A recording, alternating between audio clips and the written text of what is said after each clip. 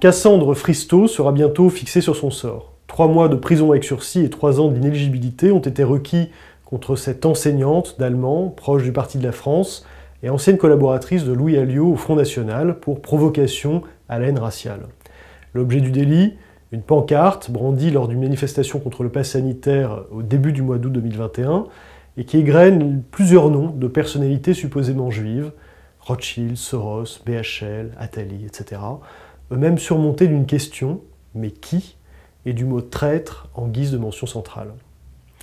Si l'affaire importe, c'est qu'elle est emblématique d'une tendance de fond dans l'expression de l'antisémitisme contemporain, un antisémitisme inavouable, contraint de se camoufler d'ambiguïté dans un perpétuel jeu du chat et de la souris. On sait les vocables sarcastiques auxquels ont recours les xénophobes pour évoquer à mots couverts les personnes issues de l'immigration africaine ou maghrébine, les chances pour la France, les Suédois, les Auvergnats. Cela n'a rien de nouveau.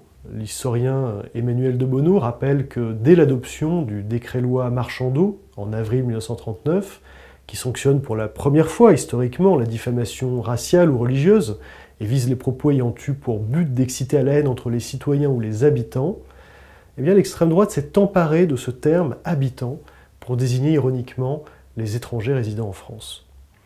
Les antisémites aussi ont élaboré au fil des décennies un langage codé pour parler des juifs, les sionistes, les cosmopolites, les khazars, les descendants de ceux qui ont crucifié le Christ, disait Hugo Chavez, la communauté de lumière, nous dit Alain Soral, ou encore, selon l'écrivain Raphaël Confiant, les innommables. Car l'on n'aurait, paraît-il, pas le droit de nommer ni de parler des Juifs, cette communauté parasitaire et prédatrice, comme aime à la qualifier Soral, le chef d'égalité et réconciliation. C'est là un argument classique de la rhétorique antisémite. Ainsi, le 19 mai 2019, dans une vidéo portant sur la monnaie, on assiste à cet échange entre le polémiste Dieudonné et l'enseignante suisse Chloé Framery, qui s'imposera l'année suivante comme une des figures les plus influentes du complotisme covidosceptique francophone. On les écoute. Nous sommes dans une énorme escroquerie, en fait, basée sur une croyance. C'est ça. Et à partir du moment où l'homme, l'être humain, va changer de croyance, il est venu nous le dire, et en chassant les marchands du temps, il y a près de 2000 ans, eh bien peut-être que les choses vont évoluer, vont changer. Enfin, il est clair que le grand responsable de tous ces malheurs, de toutes ces guerres, est très proche de ce c'est ça, et surtout ceux qui la fabriquent. C'est ça. Alors, qui sont-ils après? Ouais, qui sont-ils? On a des petites idées quand même. Ah, faut pas dire. Voilà. En avril 2021, le général à la retraite Dominique de Lavarde faisait partie de la vingtaine de signataires de la fameuse Tribune des militaires sur le délitement de la France, publiée dans Valeurs Actuelles.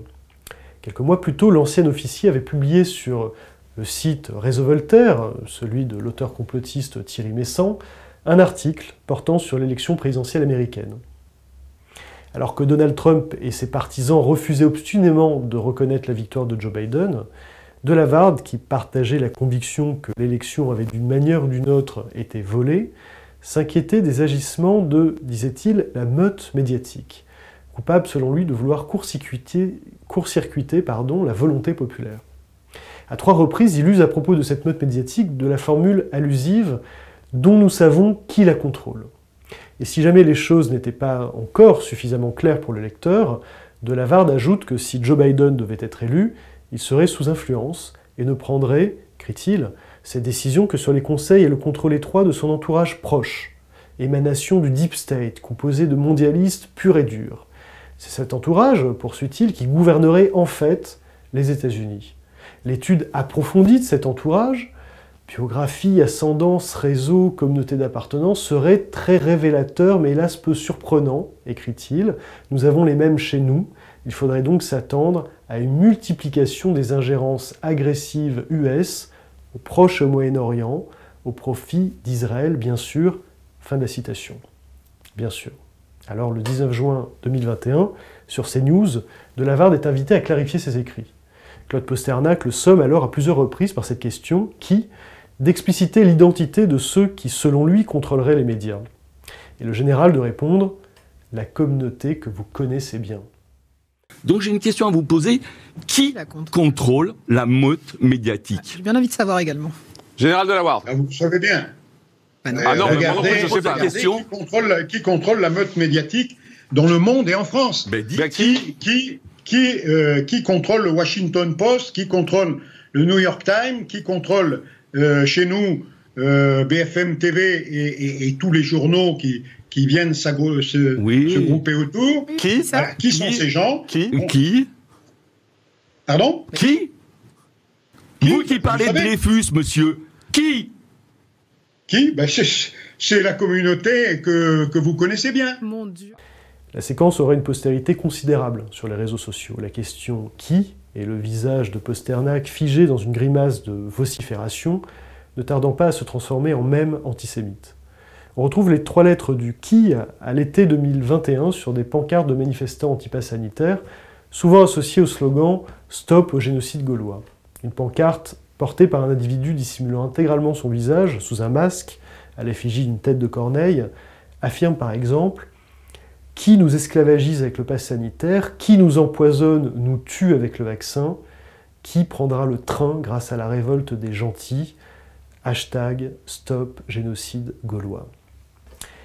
Les références à la déportation des juifs et à la révolte des gentils, un terme qui désigne ceux qui ne sont pas juifs, rendent le message limpide. Et l'auteur de cette pancarte a cependant cru devoir encore enfoncer le clou, prenant le soin de remplacer le point du « i » du mot « qui » par une étoile de David. Tous ces exemples sont parfaitement représentatifs de la technique dite du sifflet pour chien, dog whistle en anglais. Le dog whistle tire sa dénomination de ces sifflets à ultrasons émettant sur une fréquence inaudible pour les humains et utilisés pour le dressage des canidés.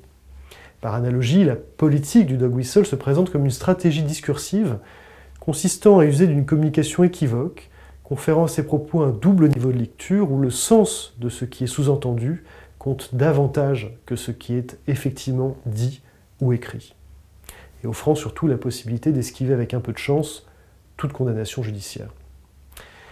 Outre qu'il joue sur la connivence qu'impliquent des références connues des seuls initiés, le recours au dog whistle est aussi un moyen sur Internet d'échapper aux fourches codines de la modération des plateformes.